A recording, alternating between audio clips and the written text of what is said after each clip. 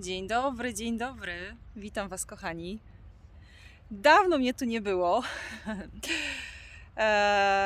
ale bardzo się cieszę, że w ogóle przyszła mi taka ponownie inspiracja, ponownie jakaś taka z wnętrza kreatywność i chęć, żeby czymś nowym się z Wami podzielić.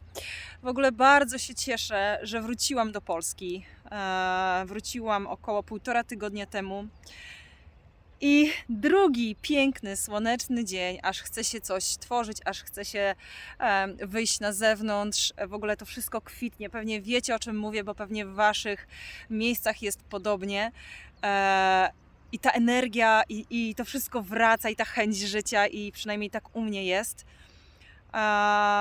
Obecnie jestem w Przemyślu i tutaj się zatrzymałam u mojej przyjaciółki. Bardzo dziękuję w ogóle za pomoc. Cieszę się, że mogłam się zatrzymać po podróży. Natomiast wciąż jesteśmy w poszukiwaniu domu na wynajem właśnie gdzieś na Podkarpaciu, teraz Dolnośląskie bądź Śląskie. I to nie jest takie łatwe, jak się okazuje. Co do miasta, to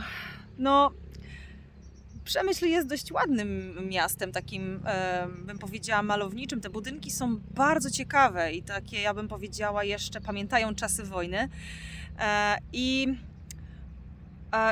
jest dość spokojne jak na życie takie miejskie.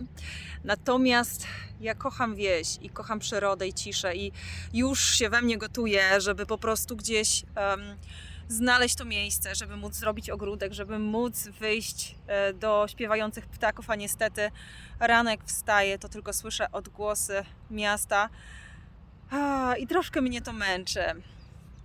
Kochani, nawiązuję tak długo, taki wstęp jest taki, jaki jest, ale właśnie dzisiaj takim tematem, którym właśnie chciałabym się z Wami podzielić, to jest to, że trzeba w życiu jakby podążać za tym, co się pojawia, jakby przyjmować ten i obecny dany moment, nie czekając na jutro, nie czekając na to, że się coś zmieni, że ja się zmienię, że będę lepsza, bo mamy często taki obraz siebie i swojego życia, że za rok, za 2, za kilka miesięcy zmieni się to albo tamto, albo jak będę miała to czy tamto, to też będę innym człowiekiem, albo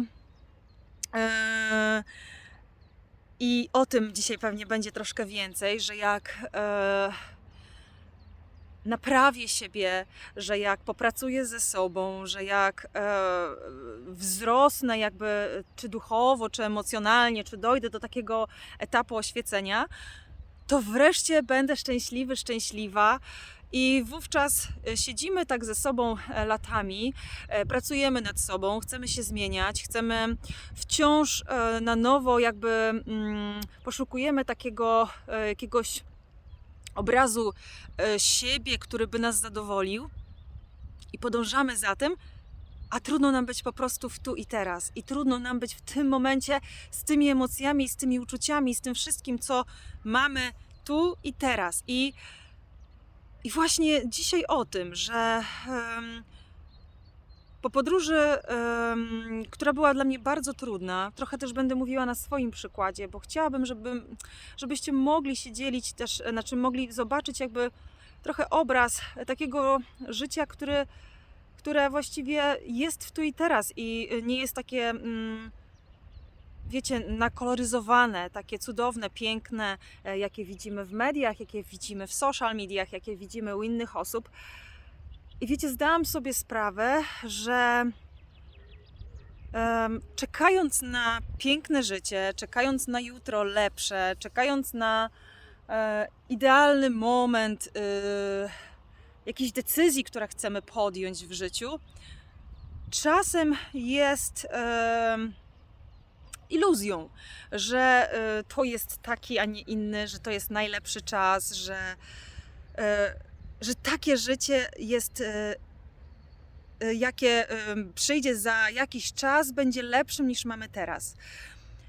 I właśnie będąc w podróży, kiedy pojeździłam po tych wszystkich miejscach pięknych, zobaczyłam trochę inny świat, I pomieszkałam tak naprawdę 3 miesiące, to jest długi okres czasu mieszkania za granicą, ale wiecie co, przyjechałam z tak ogromną radością. Choć kraje te azjatyckie, one są przepiękne i tam jest wszystko, pod zapas owoców, słońca, palm i tego wszystkiego, ale kiedy wróciłam do Krakowa, wylądowaliśmy w Krakowie, ja poczułam ogromny spokój i tak ogromną radość i taki napływ energii i szczęścia, że wróciłam do domu i ja to poczułam.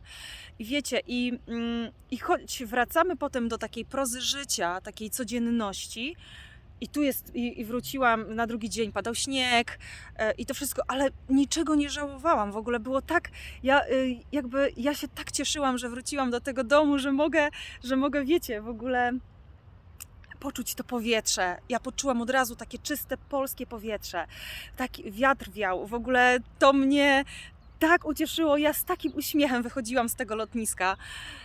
I wiecie, i chciałam powiedzieć, że no nie wiem, czasem może każdy ma inaczej, ale czasem to stare nasze miejsce, w którym się wychowywaliśmy, w którym dorastaliśmy,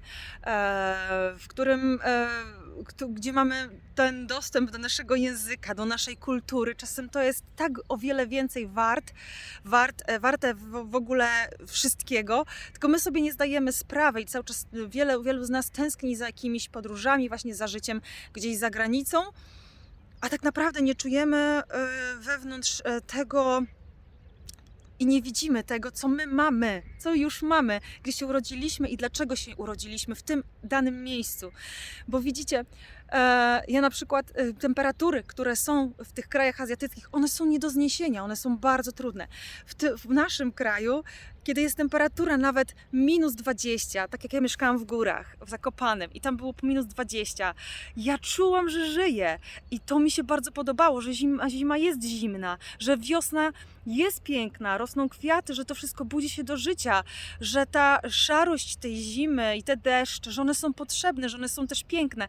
I w momencie, kiedy to zrozumiałam i zaczęłam cieszyć się już wcześniej, bo już nie po powrocie z Polski, ale ja to jeszcze bardziej doceniłam, że to wszystko jest piękne, ten deszcz, ta szaruga taka, na przykład jesienią, że mogę wyjść mimo wszystko w tym deszczu i cieszyć się życiem i cieszyć się tym pięknem naszej polskiej takiej pogody, temperatury, klimatu i tego wszystkiego, co nas otacza. Tylko też trzeba to zobaczyć. I ja na przykład bardzo dużo poczułam tego szczęścia właśnie dzięki temu, że poprzez tą podróż doceniłam nasz kraj, doceniłam w ogóle to, gdzie chcę żyć, gdzie mi się podoba i choć nasz kraj, nie wiem, nie jest jakiś, no nie wiem, nie wiadomo jak bardzo taki tani do życia, nie? Na przykład dla wielu, to ja czuję, że ja właśnie chcę się osiąść w tym miejscu. No właśnie. I idąc dalej, zaczęłam ten trudny czas właśnie w Azji pokazał mi, bo ja tam dużo pracowałam ze sobą, siedziałam, były takie dni, że po prostu nie mogłam, nie czułam szczęścia, wiecie, w ogóle bardzo mi trudno było. I się zastanawiałam, co ja tutaj w ogóle robię, po co ja tutaj jestem. Cały czas emocje jakieś szły, cały czas jakieś czyszczenie, cały czas jakieś takie... Czułam złość, czułam strach, czułam przytłoczenie, przygnębienie, a wszystko wokół było takie piękne. Ja naprawdę cały czas się zastanawiałam, Boże, jak to zrobić, żeby być szczęśliwym w tym pięknym miejscu. Ja nie potrafiłam. I wiecie co? I w momencie, kiedy sobie pomyślałam, jak wróciłam, dopiero to zrozumiałam, to nic, że ja nie jestem szczęśliwa w tym miejscu. To znaczy, że ja nie jestem szczęśliwa w tym miejscu. To znaczy, że to jest okej. To znaczy, że ja mogę być w tym miejscu nieszczęśliwa, że ja mogę się czymś stresować, że ja mogę być taka, jaka jestem, że ja nie mam siebie idealizować i nie mam, nie wiem, mówić sobie, Boże, Ewelina, doceń to, co masz, bo inni tego nie mają. Ja po prostu mogłam czuć się tak, jak się czułam. I kiedy ja to zrozumiałam, to w momencie powrotu tutaj, kiedy miałam odwrotnie właśnie tą radość, tą taką energię. Ja wciąż ją czuję, co jest najlepsze, że jeszcze ta wiosna, ona tak pięknie w ogóle nastraja do życia, do zmian jakichś, do podjęcia różnych działań i kroków. To właśnie jeszcze bardziej rozumiem, że Kiedy przychodzą tutaj takie trudne momenty, właśnie w tym czasie, kiedy tu jestem, to ja zaczynam je coraz częściej akceptować, coraz częściej przyjmować takie, jakie one są. I ta trudność, która przychodzi, ta złość i jakieś różne emocje, które na przykład są we mnie, bo mam taki proces teraz poznawania siebie głębszy, rozumienia siebie na głębszym poziomie, doceniania tego, co mam, z czym mi jest źle, widzenia swoich takich cieni, swojego życia, swojej osobowości, swojej przeszłości, która była dla mnie trudna. I kiedy zaczynam sobie myśleć, kurde, no pewne rzeczy muszę przyjąć, bo one są moje, one są ważne. I wiecie, i ze mnie schodzi taki od razu taki ciężar, nie? Że ja jestem okej, taka jaka jestem, że ja mam dobrze, te wszystkie rzeczy z zewnątrz, wiecie, te wszystkie szkolenia, kursy, na przykład, nie wiem, sesje terapeutyczne, one jak najbardziej są potrzebne, kiedy naprawdę jest nam bardzo trudno i kiedy nie możemy pójść dalej i warto po to wszystko sięgnąć, ale przede wszystkim to nie naprawiać siebie. I w tym, co mamy, z tym bólem, z tym strachem, z tymi różnymi emocjami, z tymi trudnościami, z tymi decyzjami, które podjęliśmy na przykład w życiu, po prostu się oswoić i po prostu z nimi być. Bo życie jest tu i teraz, naprawdę. I ja to teraz rozumiem, że życie jest w tym danym momencie. I nawet jak jest trudne i nawet jak jest ciężkie, to ono jest w tym danym momencie. Trzeba przyjąć te trudności, te wyzwania, takie jakie one są. I choć trudno, to też przyjąć to, że jest trudno. I choć wstajemy czasem rano i czasem wielu z nas, ja myślę, że każdy człowiek, nie tylko każdy człowiek na świecie ma po prostu trudne dni, płacze. My tego nie widzimy w ludziach, którzy idą na ulicy, my tego nie widzimy często w social mediach, my często nie widzimy tego gdzieś tam w telewizji. Wszystko wygląda takie piękne, ale tylko po to, żeby myślę, ludzie dzielą się tym wszystkim tak z takiej perspektywy trochę duchowej, żeby nas też zainspirować do różnych rzeczy, do zmiany. I też ludzie nie chcą się dzielić smutasami z tego względu, że to nic czasem dobrego nie przynosi. To jakby jeszcze ciężar na nas taki wnosi, jakby ludzie zaczęli się tylko dzielić tymi trudnymi rzeczami. Oczywiście one też są ważne i też warto je pokazywać, i też warto się z nimi spotykać, i też warto o nich mówić, bo to jest taka prawda o naszym życiu. To jesteśmy my, ludzie, człowiek. Ale chcę powiedzieć, że wszyscy mamy lęki, mamy obawy, mamy trudności psychiczne jakieś, mamy trudności emocjonalne, mamy zjazdy emocjonalne, mamy słabości różne do różnych rzeczy. My jesteśmy tylko ludźmi i my się uczymy siebie, uczymy się każdego dnia i trzeba się nauczyć tego, że to, co się z nami obecnie dzieje, jest nasze, jest potrzebne do zmiany, jest potrzebne do rozwoju i przyjąć to ze wszystkim, z tym, co się w nas wydarza, co się z nami dzieje. I pokazanie siebie właśnie w prawdzie, w tych smutkach, w tych radościach czasem, ale zaakceptowanie siebie w tych smutkach, w tych radościach, w tych trudnościach, przyjęcie ich, tych wyzwań, które nam stoją no właśnie na naszej drodze, daje ogromne szczęście i przede wszystkim wyzwalamy się troszkę z takiego ciężaru życia, jakby dając większą akceptację wszystkiemu, co przychodzi w tym i danym momencie.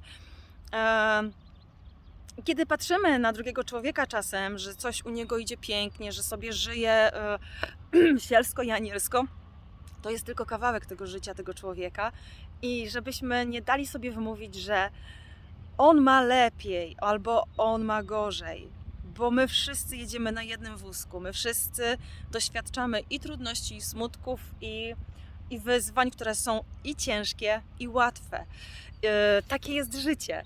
I właśnie chcę powiedzieć, że wszystkie trudności, które przychodzą tu i teraz, one trzeba je przyjąć i one dzięki temu pozwolą nam wzrastać i zmieniać się. I tak sobie pomyślałam, że życie chyba jest trochę takie, nie? Żebyśmy nie szukali siebie, lepszej wersji siebie, ale przyjęli siebie z tym wszystkim, co obecnie mamy i kim jesteśmy. Kimkolwiek jesteś, im bardziej siebie przyjmiesz, kimkolwiek jesteś, tym bardziej polubisz świat i tym bardziej polubisz siebie, polubisz drugiego człowieka, miejsce, w którym jesteś i łatwiej będzie podjąć też decyzje związane na przykład z jakimiś rzeczami, o których marzymy, których pragniemy i które przyjdą do naszego życia prędzej czy później. Ale to w momencie wszystko się pojawi, kiedy przyjmiemy tą rzeczywistość taka, jaka ona jest. Ze wszelkimi właśnie takimi niedogodnościami, które w nas teraz są, albo wokół nas teraz są. Zatem, kochani, życie to jest pewna nasza lekcja do nauczenia, do naprawy, do zrozumienia siebie. Czasem niesiemy jakieś trudne relacje, na przykład mamy w życiu i te trudne relacje, które nam się wydają bardzo trudne, one przynoszą tak naprawdę dużo uwolnienia, bo to, co jest trudne, to jest do pracy, jest nasze i to nam życie dało po to, żeby to przepracować, przenieść i przepracować w takim sensie, że zaakceptować pewnych ludzi, pewne sytuacje i pewne rzeczy w naszym życiu. Kiedy mamy jakieś trudności, czy finansowe, czy jakiekolwiek inne, też trzeba to zaakceptować, że podjęliśmy takie, a nie inne działania, że to były nasze decyzje, że to były nasze decyzje, nikogo innego. I dzięki temu, że przyznamy się do tego, że to były nasze decyzje, że to są nasze działania, że my jesteśmy odpowiedzialni za to wszystko, w sensie takim odpowiedzialni, że życie nam dało tą lekcję do przepracowania, żebyśmy podjęli kolejne nowe decyzje, które będą dla nas lepsze, które będą bardziej dla nas rozwojowe. I właśnie, i tak wszystko zależy też od tego, jak my na to patrzymy.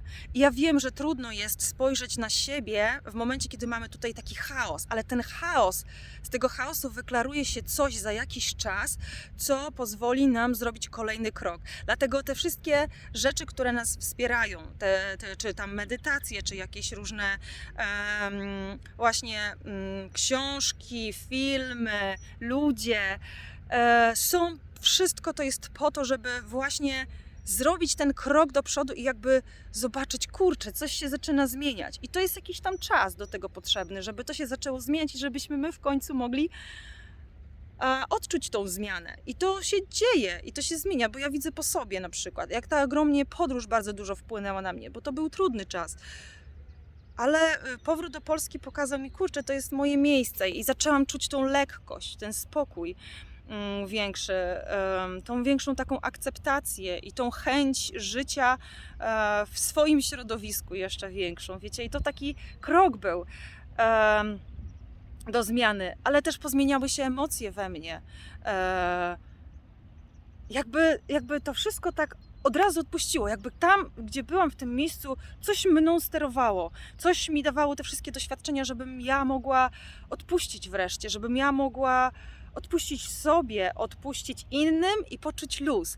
I choć ja jestem jeszcze na tym etapie i cały czas jest mi trudno i cały czas przeżywam różne rzeczy, to ta akceptacja za każdym razem tych wszystkich trudności, tych złości, że ja jestem taka i że nawet jak się wkurzę porządnie i że nawet jak jestem sfrustrowana, to przyjęcie siebie właśnie w tym stanie jakoś uwalnia mnie, odżywia, zmienia.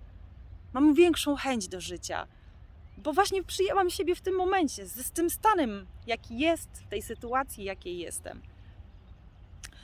Zatem będzie i łatwo, i trudniej, i będą wyzwania, i będzie czasem coś podane nam na tacy.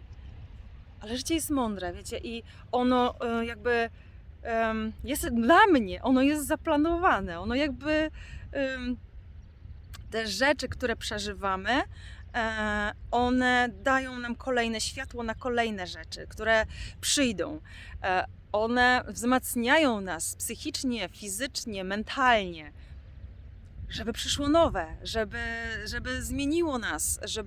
zmieniło nas w taki sposób, że my poczujemy to życie, to jakie w tym momencie jest. Siedzę na trawie, nigdzie indziej nie jestem, w żadnym innym miejscu. Jestem tu i teraz. I choć marzę o wsi, i myślę o tej wsi i o życiu na wsi, to ja jestem w danym tym momencie. Choć nie lubię miasta, to jestem w tym momencie. I kiedy skupię się na tym, że to jest moje, to jest mój czas i on mi jest potrzebny do czegoś, do przygotowania mnie, to mi jest o wiele łatwiej, o wiele lżej, że ja mogę taka być w tym momencie, niespokojna, nawet jeśli wkurzona, że budzą mnie samochody na zewnątrz, to daje to ogromny spokój, kiedy ja to przyjmę taka, jaka jestem. I też zobaczmy na innych ludzi. Czasem frustrują nas. Są tacy, jacy są. Czujemy nieszczerość od nich, czujemy się z nimi nieszczęśliwi. Może warto spojrzeć na tego drugiego człowieka, co on przeżył, jakie on ma doświadczenia, czemu on idzie w tym kierunku, a nie innym. I spojrzeć troszkę z boku na tego człowieka, jakby z innej perspektywy. Nie z perspektywy swojego wnętrza, tylko z perspektywy tego, co on mógł przeżyć. Wtedy o wiele łatwiej jest się z nami skonfrontować. My możemy łatwiej się skonfrontować ze sobą też wtedy. Zobaczyć, że kurczę, to jest okej, że ta osoba w tym momencie rozwija się w takim kierunku, a nie innym, że pewnych rzeczy teraz nie rozumie. I też warto o pewnych rzeczach mówić głośno. Ja uważam, że drugi człowiek jest takim powodem do wzrostu. Jest też również, pojawia się w naszym życiu po to, żeby w nas coś zmieniać, żeby nam coś dawać, żebyśmy mogli rozwijać się. Bo sami też się rozwiniemy, ale myślę, że najgłębsze schematy, najgłębsze takie rzeczy widzimy w sobie dzięki drugiemu człowiekowi, bo coś na nas wpływa, coś nas łapie, coś nas wkurza, coś nas intensywnie zmienia właśnie za sprawą drugiego człowieka. Więc obserwujmy to wszystko, co się dzieje i wtedy łatwiej będzie nam pogodzić się też z życiem, nie? I też wchodzić w siebie, bo dzięki rozumieniu siebie, swoich emocji mamy możliwość zrozumienia drugiego człowieka i mamy też możliwość przede wszystkim wpływania na pewne sytuacje dla siebie, znaczy sytuacje na nas jako ludzi, na te sytuacje, ale też wiemy już, jak rozmawiać z drugim człowiekiem, z którym na przykład żyjemy i z którym na przykład mamy coś, przejść jakiś kawałek życia wspólnie. Nie wiem, czy wyczerpałam temat, ale najbardziej zależy mi na tym, żeby być w tu i teraz.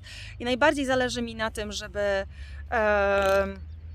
żeby nie patrzeć tak bardzo do przodu i nie patrzeć już tak bardzo wstecz, bo tego już nie ma, a przyszłości nie wiemy, co się jeszcze wydarzy, bo my musimy to odkryć i dzięki każdemu powolnemu, maleńkiemu krokowi możemy jakby odkryć, co się dalej pojawi, co się dalej zmieni, jakie dalej podejmiemy decyzje i gdzie się dalej znajdziemy w tym świecie, żeby ono było dla nas przyjazne.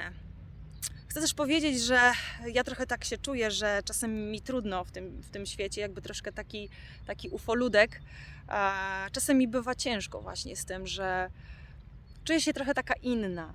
Ale im więcej ludzi, im więcej przyjmuję ludzi takich, jakimi oni są, tym bardziej się czuję swojo w tym świecie. Pomimo tego, że idę w jakimś tam troszkę innym kierunku, troszkę po swojemu, troszkę podejmuję jakieś wyzwania i trochę jest to niełatwe, ale ta szczerość i prawda ze sobą pozwala szczerze i prawdziwie też, nie wiem, patrzeć na ludzi i ludzie też patrzą w ten sposób na nas. Właśnie, to zobaczenie siebie takim, jakimi jesteśmy. O, dobra, tyle, kończę, kochani. Wszystkiego dobrego dla Was. Ściskam, pozdrawiam, życzę pięknego dnia.